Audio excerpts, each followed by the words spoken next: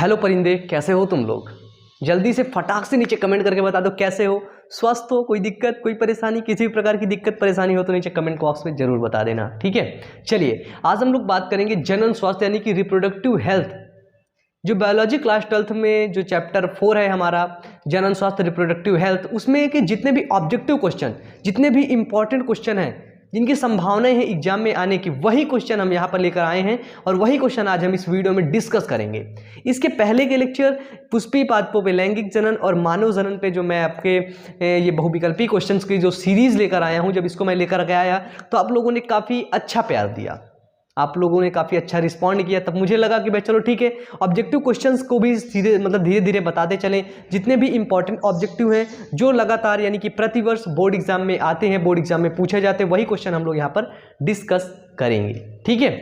और बाकी ऐसे में आप लोगों का टाइम तो बर्बाद करता ही नहीं, पता है ना तुम लोग, पता है ना, बिल्कुल पता है। तो देखो, यदि तुम लोगों को मैं अभी बता दूँ बिल्कुल ऐसे करके, यदि तुम लोगों ने अभी तक वन शॉट वीडियो नहीं देखे हो और हमारे लेक्चर्स नहीं देखे हो तो आप लोग जाइए चैनल पर प्लेलिस्ट होगी और वहीं पर प्लेलिस्ट पर जाइए, चेक करिए, हमारे वन शॉट वीडियो को देखिए और हमारे बायोलॉजी क्लास 12th और 11th के जो लेक्चर्स हैं उनको जाकर के चैनल पर देखिए, ठीक है। तो आप लोग, आई होप आप लोगों से आशा है कि आप लोग जाएंगे जरूर चैनल पर, सभी वीडियोस को लगातार देखेंगे, वॉच करेंगे और हमको ढेर सारा सपोर्ट करेंगे, ठीक है। तो चलिए आज हम लोग स्टार्ट करते हैं। जो जनन है हमारा, जनन स्वास्थ्य रिप्रोडक्टिव हेल्थ है, उसके एमसीक्यू के बारे में, ठीक है। तो आप लोग लिख लीजिएगा, जितने भी इंपॉर्टेंट एमसीक्यू हैं उनको देखिए, हमने रिसर्च किया है और हम इनको लिख कर लाए हैं। कई आपके मॉडल पेपर उठाए हैं, उनमें से देखा है, जब कई मॉडल पेपर उठा के देखने के बाद जितने भी इंपॉर्टेंट से एमसीक्यूज थे उनको हम यहाँ पे लेकर के आए हैं, ठीक है। तो चलिए आज का टॉपिक स्टार्ट किया जाए, आज का वीडियो स्टार्ट करें, कोई दिक्कत? चलिए, जनन स्वास्थ्य रिलेटेड आज का आपका पहला क्वेश्चन है कि जन्म नियंत्रण की विधियां हैं। पहला क्वेश्चन है हमारा, जन्म नियंत्रण की विधियां हैं, जन्म नियंत्रण की विधियां हैं। अब हमको ये बताइए कि जन्म कब होता है? आखिरकार बच्चे का जन्म कब होता है? जब नर और मादा यानी कि मेल और फीमेल आपस में मिलते हैं, उनका फ्यूजन होता है, उनमें निषेचन होता है तो जन्म होता है। अब हम कौन सी ऐसी विधि अपना लें जिससे जन्म नियंत्रण हो जाए? सबसे पहले हम लोगों ने पढ़ा है, क्या पढ़ा है, या तो फिर हम लोग पढ़ते हैं, सबसे पहले विधि पढ़ते हैं हम लोग। एक होती है हमारी स्थायी विधि, एक होती है हमारी अस्थायी विधि, ठीक है। एमसीक्यू बनाना यहीं से तुम, ठीक है। जन्म नियंत्रण स्थायी विधि में क्या होता है, सीधे स्थायी कर देते हैं, यानी कि इसमें होता है एक ट्यूबेक्टॉमी और एक होता है वैसेक्टॉमी। ट्यूबेक्टॉमी यानी कि ये होता है मादा में ट्यूबेक्टॉमी, फैलोपियन ट्यूब को काटा जाता है, यहाँ पे वास डिफरेंस को काटा जाता है, ये हुआ स्थायी विधि। और अस्थायी विधि में क्या आता है? अस्थायी विधि में जैसे आ गया हमारा कॉन्डोम्स हो गया, इसके बाद आईयूडी हो गया, इंट्रायूट्राइन डिवाइस हो गया, ठीक है, कॉपर टी हो गया, है ना। ये सारी चीजें क्या हुई, ये हमारी आ गई अस्थायी विधियां, ठीक है। स्थायी का मतलब परमानेंट विधि, ट्यूबेक्टॉमी और वैसेक्टॉमी। अस्थायी विधि आईयूडीज वगैरह हो गई, ठीक है। अब हो गई हमारी जैसे कॉन्ट्रासेप्टिव पिल्स, ठीक है, वो हो गई हमारी अस्थायी विधियां। तो आप लोग अब बता सकते हैं कि जो जन्म नियंत्रण की विधियां हैं वो दो होती हैं, स्थायी और अस्थायी। अगर जन्म नियंत्रण की विधियां में कोई एक ऑप्शन मिल रहा है तो आप लोग इनमें से एक ऑप्शन टिक कर देंगे, ठीक है, क्लियर है। नेक्स्ट क्वेश्चन है कि जनन का अध्ययन कहलाता है, किसका अध्ययन? जनन का अध्ययन कहलाता है। अब जैसे मानवों में जनन है, पुष्पों में जनन है, किसी में भी जो जनन का अध्ययन, जब आप स्पेशली किसी भी मतलब कि किसी भी है ना पर्टिकुलर संख्या की या किसी भी की जनन का अध्ययन करेंगे, उसकी रिप्रोडक्टिव हेल्थ मतलब रिप्रोडक्टिव का अध्ययन करेंगे तो उसको हम लोग बोलते हैं डेमोग्राफी। क्या बोलते हैं उसको? बोलते हैं हम लोग डेमोग्राफी। ब्लू पेन से लिख देता हूँ, क्या हो गया इसको, क्या बोलते हैं उसको हम लोग बोलते हैं डेमोग्राफी, ठीक है। यहाँ तक क्लियर है? इसमें आपके करीब 3-4 क्वेश्चन क्लियर हो चुके हैं ऊपर वाले में, ठीक है। अब तुमको खुद ही सोचना है कौन कौन से क्वेश्चन कहाँ पूछे जाएंगे। अब हमको ये बताइए, परिवार नियोजन की जो परियोजना थी, ठीक है, क्या होता है? परिवार नियोजन आखिरकार कब शुरू किया गया? कब शुरू किया गया, जल्दी बताइए। हमने आपको जनन स्वास्थ्य वाला चैप्टर पढ़ाया है, फुल चैप्टर भी पढ़ाया है और 1 शॉर्ट वीडियो भी दिए हैं, ठीक है। 1 शॉर्ट वीडियो भी मैंने आपको पढ़ाया बहुत अच्छे तरीके से और फुल चैप्टर भी पढ़ाया हूँ। तो 1 शॉर्ट वीडियो नहीं मिले ना तो चैनल पर जाइए, वीडियो पर प्लेलिस्ट होगी क्लास 12th बायोलॉजी 1 शॉर्ट, ठीक है। 1 शॉर्ट में सारे वीडियोज हैं। तो परिवार नियोजन कब शुरू हुआ, परिवार नियोजन जिसको हम लोग फैमिली प्लानिंग के नाम से जानते हैं, ये कब शुरू हुआ बताइए।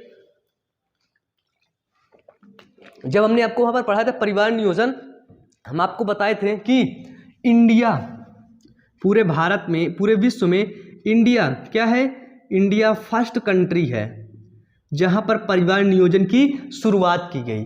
और हमारी गवर्नमेंट ऑफ इंडिया क्या होती है, गवर्नमेंट ऑफ इंडिया ने परिवार नियोजन के एक्ट को, परिवार नियोजन को कब एडॉप्ट किया, कब लिया, वो है 1952 में परिवार नियोजन को एडॉप्ट कर लिया गया। अब आप समझो हमारा भारत कब आज़ाद हुआ, 1947 में, यानी कि 1947 से 1952 के बीच में इतनी जनसंख्या बढ़ गई भारत में, जिसके कारण से गवर्नमेंट ऑफ इंडिया को, भारत सरकार को क्या किया गया कि परिवार नियोजन का जो एक्ट था उसको एडॉप्ट किया गया, उसको लाया गया। अगर ये एक्ट को ना लाया जाता तो हमारे इंडिया में बहुत ज़्यादा, अभी भी समझिए बहुत ज़्यादा जनसंख्या है। अब जनसंख्या ज़्यादा हो जाने से, और MCQ है, चलो देखते हैं।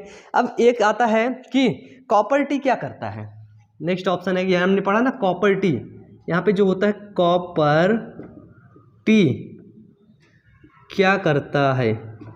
अच्छा ये बताइए जो कॉपर्टी क्या करता है, कॉपर्टी एक गर्भ निरोधक युक्ति है, क्या है, गर्भ निरोधक युक्ति है। अब गर्भ निरोधक युक्ति का काम क्या होगा, निषेचन को रोकना। तो कॉपर्टी क्या करता है, निषेचन को रोकता है, ठीक है, बता दोगे कॉपर्टी क्या करता है, कॉपर्टी निषेचन को रोकता है। 5वां क्वेश्चन क्लियर हुआ। अब देखिए एक हमारे पास क्वेश्चन है कि यहाँ पे था वो एग्जैक्ट क्वेश्चन, मैं यहीं पे बता देता हूँ कि हार्मोन्स, आईयूडी जानते क्या होता है, आईयूडी का फुल फॉर्म होता है इंट्रा यूटेराइन डिवाइस, ठीक है। अगर आप लोगों से फुल फॉर्म पूछ लिया जाए तो आप लोग बोलेंगे इंट्रा यूटेराइन डिवाइस। अगर आप लोगों से क्वेश्चन पूछ लिया जाए कि हार्मोन्स रिलीजिंग आईयूडी कौन है, क्या है कि हार्मोन्स रिलीजिंग आईयूडी कौन है, यानी कि कोई ऐसी आईयूडी का नाम बताइए जो हार्मोन्स का रिलीजन करते हो, तो उसका नाम होता है LNG20। क्या है, हार्मोन्स रिलीजिंग आईयूडी क्या है, LNG20, ठीक है। आपसे अगर कभी भी अगर पूछ लिया जाए कि हार्मोन्स रिलीजिंग आईयूडी के बारे में बताओ तो आपका जवाब यही होना चाहिए कि LNG20, यानी कि LNG20 एक हार्मोन्स रिलीजिंग आईयूडी है, ठीक है। 5वां नंबर तक क्लियर। चलिए 6 नंबर हम लोग देखते हैं कि जो MTP एक्ट है, MTP का फुल फॉर्म होता है मेडिकल टर्मिनेशन ऑफ प्रेगनेंसी, ठीक है। MTP यानी कि मेडिकल टर्मिनेशन ऑफ प्रेगनेंसी, इसका जो एक्ट था, MTP का जो एक्ट था वो कब लाया गया भारत में, तो MTP का एक्ट जो था वो 1971 में इंडिया में लाया गया, 1971, यानी कि 1971 में MTP लाया गया। MTP से क्या होता था कि MTP में क्या होता था, एवॉर्शन होता था, बच्चों को गर्भ में ही मार दिया जाता था, ठीक है, MTP करवा दिया जाता था। तो ये एक्ट आ गया 1971। अब आप किसी भी हॉस्पिटल में ये एवॉर्शन नहीं करवा सकते हैं, नहीं, पहले तो लोग ऐसे जाते थे घड़े खड़े करवा के चले जाते थे। अब आप लोग कभी हॉस्पिटल गए हो तो वहाँ पे आप लोगों ने देखा होगा लिखा रहता है कि भ्रूण हत्या, लिंग की जांच करना कानूनी अपराध है, ऐसे में डॉक्टर का लाइसेंस रद्द हो सकता है, हॉस्पिटल का लाइसेंस रद्द हो सकता है ना, इसलिए होता है, ठीक है। अब देखिए नेक्स्ट क्वेश्चन है हमारे पास कि नेक्स्ट क्वेश्चन छोटा सा है, बिल्कुल प्यारा सा, सभी लोग बताओगे इसको आप लोग। WHO का फुल फॉर्म क्या होता है, आप लोग बायोलॉजी पढ़ रहे हो, बहुत अच्छे से आप लोगों को बताऊँ, कई बार बता चुका हूँ, यानी कि रटा चुका हूँ। WHO का फुल फॉर्म क्या होता है, WHO कौन सी, मतलब क्या करता है हमारे लिए, है ना, भारत के लोगों के लिए, विश्व के लिए, तो आप लोग बताइए कि WHO का फुल फॉर्म क्या होता है। नेक्स्ट क्वेश्चन है कि गर्भपात कारक के रूप में उपयोग होने वाली दवा है, क्या है, गर्भपात, समझिएगा, गर्भपात कारक के रूप में, गर्भपात कारक के रूप में उपयोग होने वाली दवा है,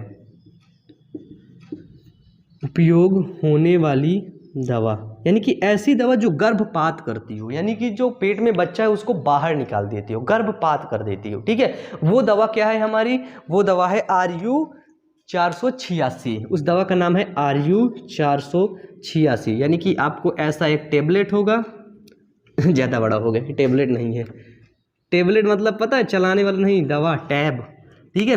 और उसके ऊपर लिखा रहेगा ऐसे RU फिर .486। ये मेडिसिन है, क्या है, ये आपकी मेडिसिन है, ठीक है। किस लिए, गर्भपात के लिए, ठीक है। RU-486, ये इसको याद कर लीजिए, बहुत इंपॉर्टेंट है, ये कई बार मतलब रिपीटेड क्वेश्चन है ये वाला, ठीक है। और यहाँ पे सारे क्वेश्चन इंपॉर्टेंट है, ठीक है, सारे क्वेश्चन पढ़ना है। देखो नेक्स्ट क्वेश्चन हमारा आ गया कि पुरुषों की नसबंदी को क्या कहते हैं। पुरुषों, अच्छा ये बताइए, पुरुष में वास्ट डिफरेंस पाया जाता है ना, वास्ट डिफरेंस, तो पुरुषों में नसबंदी को क्या बोलते हैं, वैसेक्टोमी। क्लियर है क्वेश्चन। फिर महिलाओं में, नेक्स्ट क्वेश्चन मेरा है कि महिलाओं की नसबंदी को क्या कहते हैं। महिलाओं में क्या पाई जाती है, फैलोपियन ट्यूब, ठीक से याद करो, महिलाओं में क्या पाई जाती है, फैलोपियन ट्यूब। पुरुषों में फैलोपियन ट्यूब पाई नहीं जाती, तो महिलाओं में होता है ट्यूबेक्टोमी। कभी याद, कभी भुला पाओगे अब अभी बताओ, अभी बताओ, जल्दी बताओ, हमको बताओ, अब तुम भुला पाओगे। अगर बोर्ड एग्जाम में तुमसे पूछ लिया जाए कि महिला की नसबंदी को क्या बोलते हैं इंग्लिश में, और पुरुषों की नसबंदी को क्या बोलते हैं, बता दोगे ना। चलिए नेक्स्ट क्वेश्चन है कि जनसंख्या वृद्धि का दुष्परिणाम क्या है, ठीक है। क्वेश्चन है हमारा कि जनसंख्या वृद्धि का, यानी कि जब ज्यादा जनसंख्या हो जाती है, तो जनसंख्या वृद्धि का दुष्परिणाम क्या है, दुष्परिणाम क्या। आपको पता है कि जब जनसंख्या ज्यादा बढ़ेगी तो सबसे पहले किसकी कमी होगी, दुष्परिणाम क्या होगा, खाना की, फिर रहना की, फिर कपड़ा की, फिर लत्ता की, फिर शिक्षा की। यानी कि अगर जनसंख्या बढ़ेगी तो खाना, रहना, कपड़ा, शिक्षा आदि की क्या होगी, कमी होगी, पैसे की कमी होगी, सही से भोजन नहीं मिल पाएगा, ठीक है। ये वो जनसंख्या वृद्धि के दुष्परिणाम, ठीक है। नेक्स्ट क्वेश्चन आता है कि परख नली शिशु एक तकनीकी है जिसमें, अच्छा परख नली शिशु में क्या किया जाता है, क्या होता है परख नली शिशु, जिसको हम लोग बोलते हैं टेस्ट, फिर टेस्ट ट्यूब बेबी। परख नली शिशु में क्या किया जाता है कि अंडाणु को निकाला जाता है और उसको निषेचित करके फिर गर्भाशय में रोपित कर दिया जाता है। तो परख नली शिशु में क्या किया जाता है कि अंडाणु लेकर के फिर इसे निषेचित कराकर रोपित किया जाता है। क्या किया जाता है, अंडाणु निकाल कर, ठीक है, अंडाणु निकाल कर निषेचित करके, निषेचित यानी कि अंडाणु को शुक्राणु से मिला करके, ठीक है, अंडाणु को निषेचित करके गर्भाशय में रोपित किया जाता है, ठीक है। अंडाणु यानी कि ओवम को निकाल करके गर्भाशय में रोपित कर दिया जाता है, ठीक है। यहाँ तक क्लियर है। अब जहाँ तक है, मुझे नीचे आप लोगों को ना दिख रहा होगा, यह वाला दिख रहा है ना। चलो थोड़े से और क्वेश्चन है हमारे। परख नली शिशु में क्या किया, टेस्ट ट्यूब बेबी में क्या किया जाता है, पता चल गया ना, मैं बताया था जब मैंने आपको लेक्चर दिया था, पढ़ाया था ना टेस्ट ट्यूब बेबी। चलिए थोड़ा सा मिटा, चलो इसका स्क्रीनशॉट ले लो, जल्दी से लिखो अपनी कॉपी में, ठीक है। यहाँ तक मिटा देता हूँ नीचे वाला, फिर इस और भी क्वेश्चन क्लियर करवा दूँ, फिर हम लोग देखेंगे। देखिए नेक्स्ट क्वेश्चन है हमारा कि एमनियोसेंटेसिस एक प्रक्रिया है, क्या होता है, कुछ भी नंबर डालो, ठीक है। एमनियोसेंटेसिस इंग्लिश में लिख देता हूँ, एमनियोसेंटेसिस एक प्रक्रिया है। एमनियोसेंटेसिस में क्या क्या किया जाता है, एमनियोसेंटेसिस जांच इसलिए की जाती है ताकि देखा जाता है कि बच्चे में कोई आनुवांशिक बीमारी तो नहीं है, यानी कि कोई उसके अंदर आनुवांशिक विकार तो नहीं है, जेनेटिक डिसऑर्डर तो नहीं है, बच्चे के अंदर कोई भी जेनेटिक डिसऑर्डर तो नहीं है। ये जांच किया जाता है एमनियोसेंटेसिस में।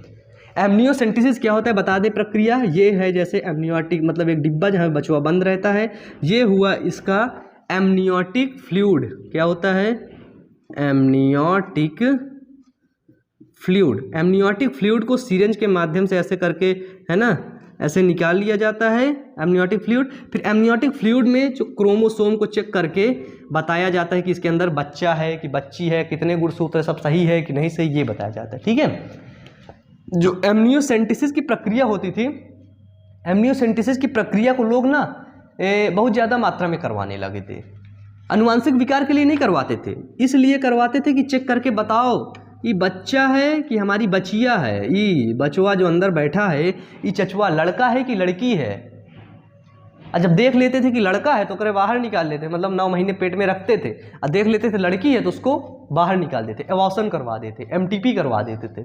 ये होता था इंडिया में, अभी भी होता है। अभी कुछ ऐसे स्टेट्स हैं ऐसे जहाँ पर एजुकेशन सही तरीके से नहीं गई है। यदि आप लोग उसी स्टेट से हैं तो याद रखना ये चीज़ें बहुत ही ज़्यादा, मतलब कि आप लोग समझिए, आप लोग तो एजुकेशन की फील्ड से, आप लोग खुद ही समझ सकते हैं इसके बारे में, ठीक है। और कोई भी दिक्कत है तो मैं पूरा आपके साथ हूँ, ठीक है। चलना, कोई दिक्कत हो, देखो आप लोग अगर किसी भी प्रकार की दिक्कत है तो आप लोग हमें इंस्टाग्राम आईडी पर मैसेज कर दीजिएगा, जो इंस्टाग्राम की लिंक है नीचे डिस्क्रिप्शन बॉक्स पे दी गई है। और हम आपको बता दें हमारी जो फैकल्टी है वो कई फील्ड में काम कर रही है। एक तो हमारा जूथरा चैनल है बायो अमन मोटिवेशन, जिसकी लिंक नीचे डिस्क्रिप्शन बॉक्स पे दी गई है। वहाँ पर हम बहुत ढेर सारे मोटिवेशनल वीडियोज़ को लेकर के आते हैं, वो आप लोग वहाँ पर जाइए, मोटिवेशनल वीडियोज़ को जरूर देखिए। और यदि आपका एक सपना है यूट्यूबर बनने का, यदि आप लोग चाहते हैं कि मैं यूट्यूबर बनूं, तो हमारा एक दूसरा चैनल है जिस चैनल का नाम है बायो अमन टेक, ठीक है। बायो अमन टेक यूट्यूब चैनल है, उसमें जाके टेक के वीडियोस देख सकते हैं, ठीक है। चलिए यहाँ पर हम लोग देखते हैं एमनियोसेंटेसिस एक प्रक्रिया जिनमें अनुवांशिक विकार किया जाता है, ठीक है। नेक्स्ट क्वेश्चन है कि भारत में प्रथम जनगणना कब हुई थी। ये क्वेश्चन बहुत इंपॉर्टेंट है।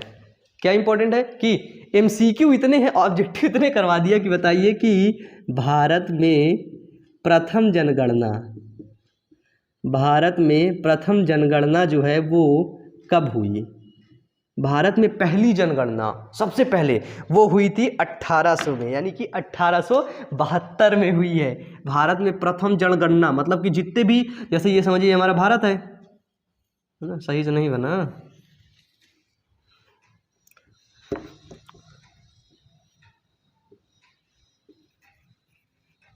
हाँ ये देखो, भारत की जो प्रथम जनगणना थी ना वो 1872 में किया गया था। भारत की प्रथम जनगणना 1872 में किया गया, जिसको किया था लॉर्ड मियो के कार्यकाल में हुआ था। किसके? लॉर्ड मियो नामक एक शासक था जो यहाँ पे राज्य कर रहा था। उसके बाद से हर 10 साल में जनगणना होने लगी, ठीक है। तो भारत की प्रथम जनगणना कब हुई थी, बहुत इंपॉर्टेंट क्वेश्चन है। 1872 में भारत की प्रथम जनगणना हुई थी। नेक्स्ट क्वेश्चन है कि यौन संचारित रोग क्या है। क्या होते हैं यौन संचारित रोग, है ना। यौन संचारित रोग जिसको हम लोग बोलते हैं सेक्सुअल ट्रांसमिटेड डिजीज, ठीक है। इसको हम लोग STD से बोलते हैं, STI से, ठीक है। Sexual transmitted infection, sexual transmitted disease, ठीक है। याद रखना ये चीज़ें, नहीं भूल जाओगे वहाँ पे STI क्या है पता नहीं, ठीक है। देखो यौन संचारित रोग क्या होंगे, जैसे हमने बता दिया आपका HIV हो गया, फिर क्या हो गया, फिर हो गया आपका सिफिलिस हो गया, फिर क्या हो गया यूरोथ्रिक्स हो गया, यूरेथ्रा में जो इन्फेक्शन हो जाता है यूरोथ्रिक्स, पेशाब करते वक्त जलन होती है यूरेथ्रिक्स हो गया, फिर क्या हो गया हमारा सिफिलिस हो गया, है ना। फिर क्या हो गया हमारा, फिर हो गया हमारा गोनोरिया हो गया। ये जो गोनोरिया, इतने ढेर सारे जो रोग हैं ना वो क्या होते हैं, यौन संचारित रोग होते हैं, यानी सेक्सुअल ट्रांसमिटेड डिजीज होते हैं। नेक्स्ट क्वेश्चन आ रहा है कि सहेली क्या है और इसका प्रयोग कैसे किया जाता है। ये है हमारा आपका लास्ट क्वेश्चन। नीचे लिख दें, यहाँ पे दिख रहा है आपको, बताइए दिख रहा है, कमेंट करिए, कमेंट करिए। देखिए आप लोग कमेंट नहीं कर रहे हैं, जल्दी बताइए, सच में बताइएगा, ठीक है। देखिए क्वेश्चन है कि सहेली क्या है, कैसे प्रयोग किया जाता है। सहेली क्या है, कैसे प्रयोग किया जाता है। तो आपको पता है कि जो सहेली है, क्या है, सहेली है वो एक मेडिसिन है, यानी कि गर्भ निरोधक गोली है। सहेली क्या है, सहेली है गर्भ निरोधक गोली है, गर्भ निरोधक गोली है, जिसका प्रयोग कौन करती हैं, मादा। और ये जो सहेली दवा है ना, इसका जो प्रयोग कब होता है, इसका प्रयोग होता है साप्ताहिक, यानी कि अगर कॉन्ट्रासेप्ट मतलब गर्भ ठहर गया है तो उसको 1 हफ्ते में इसको खाया जाता है, ठीक है। इसका जो खाने का डोजेज है वो साप्ताहिक होता है, हर हफ्ते खाई जाती है, ठीक है। अब ये देखो यहाँ पे है कि गर्भ निरोधक गोली है एक सहेली, ठीक है, पता चल गया आपको। तो बताइए आप लोग कितने MCQ कर चुके, कितने बहुविकल्पी क्वेश्चन आप लोग सॉल्व कर चुके, बताइए बिना मतलब कि वो किए। आपने अगर हमारा लेक्चर देखा होगा तब तो आपको बहुत अच्छे से समझ में आया होगा। यदि लेक्चर नहीं भी देखा तब भी ये सारे जो बहुविकल्पी हैं, सारे इंपॉर्टेंट क्वेश्चन आपको समझ आए कि नहीं। आप और ढेर सारी वीडियोज़ को देख लीजिए, बहुत यूट्यूब पे पढ़े, वहाँ पे देख लीजिए, एक बार दूसरे मतलब कि टीचर्स का वीडियो जाके देखिए तो वो कैसे पढ़ा रहे हैं और हम कैसे पढ़ा रहे हैं। अगर हमारी मतलब जो फैकल्टी है वो बेस्ट है तो आप लोग ज़रूर हमारा सपोर्ट करिए यार, क्योंकि आप लोगों को सपोर्ट की बहुत ज़्यादा ज़रूरत है। ठीक है, तो आप लोग सपोर्ट करिए। Wish you all the best, पढ़ते रहिए, मेहनत करते रहिए। Wish you all the best, thank you.